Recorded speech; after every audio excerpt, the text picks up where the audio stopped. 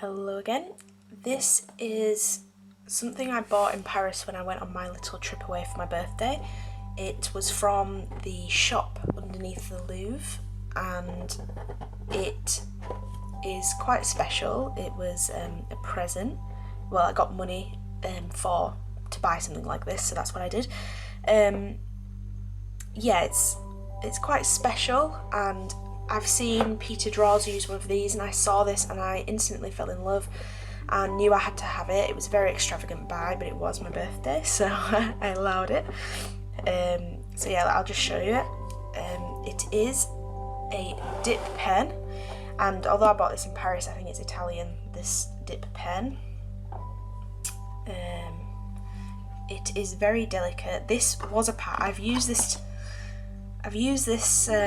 just to play around with already, because this had a wax kind of tip on it, and I had started filming something where I actually unboxed this, but I didn't like what I did with it, so I scrapped it. But yeah, this had a wax kind of cap on, which I had to peel off. This is black ink that it came with.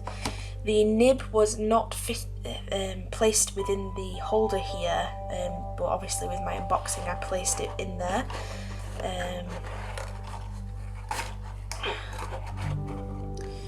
So they had all different colours, like reds and things, and if anyone had said to me without looking at them, would you have chosen green and kind of like a yellow glass, I probably would have said no, but as soon as I saw this, I actually thought it was the nicer of the selection. Now, I think you can remove this, but I don't want to try because I don't want to break it because what am I saying? Because so much. I don't want to break it and have to try and find a replacement, which might not be cheap since this isn't.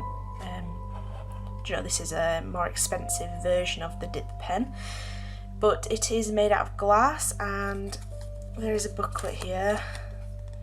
Made in Venice. So it's using Murano glass and bronze and arganstone. So that's what this is apparently. But I'll give you a closer look. So that's the nib. It's a very pointy. Can I get that to focus a bit closer?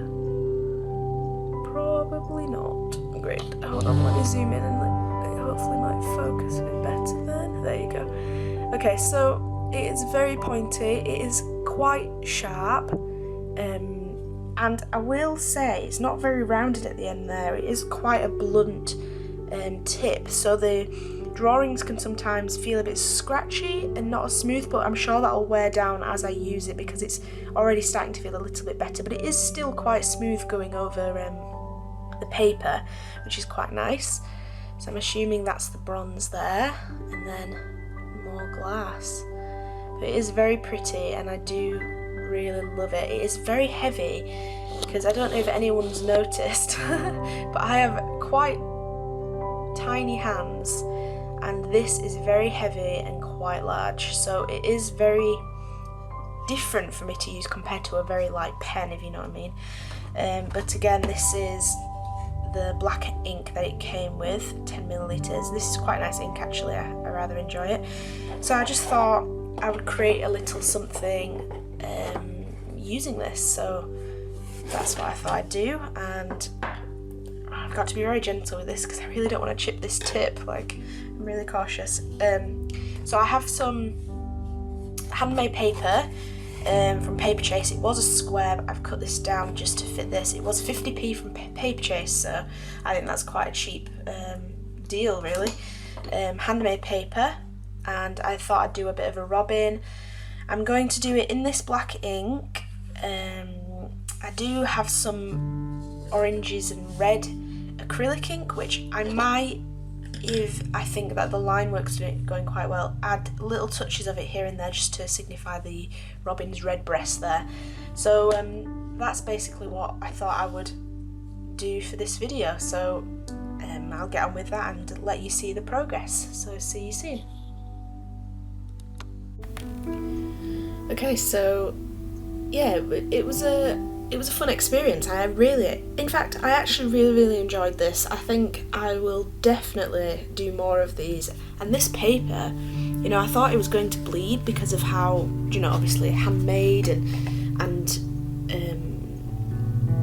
you know, porous. I just thought it would bleed and it wouldn't work very well, but it was amazing. It held each line, nothing bled. It was smooth to work on, even with the texture. The dip pen gripped to it, which was really nice, and I was able to create really detailed thin lines and also fill in a lot of space without using a hell of a lot of ink because of the absorption of the paper. So it really did work out very well. I will say that the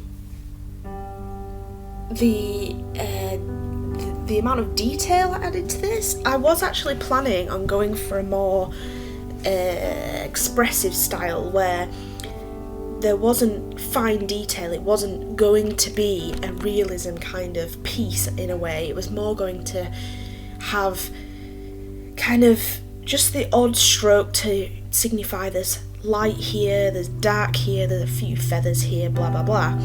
But as I started and I saw how much detail I could really get with this pen, it just evolved from there, and I just had to create a detailed piece. You know, it just developed anyway. And you know, I will say that I think the bit I like the most, I can't really choose a bit I like the most. It was an experience, that's all I can say. And I will say, if you can get a cheap dip pen off eBay, which, you know, if I had a bit of money or I wanted to start a collection, which could be a possibility in the future, I don't know, I would definitely buy more of these glass pens, you know, different patterns, designs and everything, maybe a lighter version, a smaller version for my size hand sort of thing. But anyway, what I will say is I'd go on eBay and I would have a look on and see if there's any cheap glass dip pens you can try out if you want to try this, because it is fabulous and it's really nice to work with. And again, the paper I can't really recommend enough, so I'd go to a Paperchase and just have a look at this paper because it's fantastic to work on, and I'm just glad that I have a bit more of it. Only a little bit, but yeah, it was good. There was a lot of times where I was looking at it and kind of thinking, oh, why, I'm bored of these doing little fine strokes, I'm not getting it, I'm not getting the shading. But when you step away from it, and I will recommend this to anyone who's doing a piece of art for a long period of time, especially something with a lot of detail in, step away from the art just for a little while and look at it from a distance, and you will see that it's actually coming together and it does actually look good. Those lines that you're thinking, why was I doing almost cross-hatching, which you'll see above this branch just underneath the left breast area, I was doing kind of almost cross-hatching, and I was kind of thinking, why am I doing this? It looks like this on the reference, excuse me, it looks like this on the reference, but it doesn't look right the way I'm doing it. And there were points like that where I just thought, this does not look right, it's not working out, I'm not enjoying it, it's not looking how I'd like it to. But I stepped away and I looked from a distance and I actually saw this is working right. It is giving the impression that there's feathers there, there's a little bit of shadow in areas, there's feathers going in different directions, you don't know what to expect, and that ended up being the perfect way of expressing this bird and the way it looks. A bit that I did really enjoy was doing the claws and the feet of the bird, because I can see there's little bits that I would have liked to add a bit more shading. Now I've had a couple of days to think and not look at it for long periods of time, but I did really enjoy doing the knobbly bits of the claws and things like that. I really did enjoy, and to be honest, it sounds a little strange, but do you know how you do studies of people's faces, like you do eye studies, nose studies, etc.? it'd be quite cool to kind of do a bird claw study, because every bird has different types of claws, like some are quite large, some are smaller, you know, and it'd be quite fun, I think, because you can get a lot of detail in those claws, especially when you're doing something in this style where it's inked. So that'd be quite fun to do. Well, I think it would be anyway, I don't know about others. Yeah, so as you can see here, literally I just did a couple of lines, do you know, little ones. You'll see me just do the odd little tiny line in a little gap, and that's to show it's quite fluffy there. On the breast there's a couple of little wavy lines, but then in one side it's a bit more concentrated where there's actually quite a lot of lines, and that's to show there's shading in this area, but there's light in this area, but there's obviously still the feathers there. So it really is a bit of trial and error and kind of judging how much you should put into there, because it's very easy to put a little bit too much. Yeah, so that's how that happened. I will say the ink does dry on your dip pen glass nib quite easily.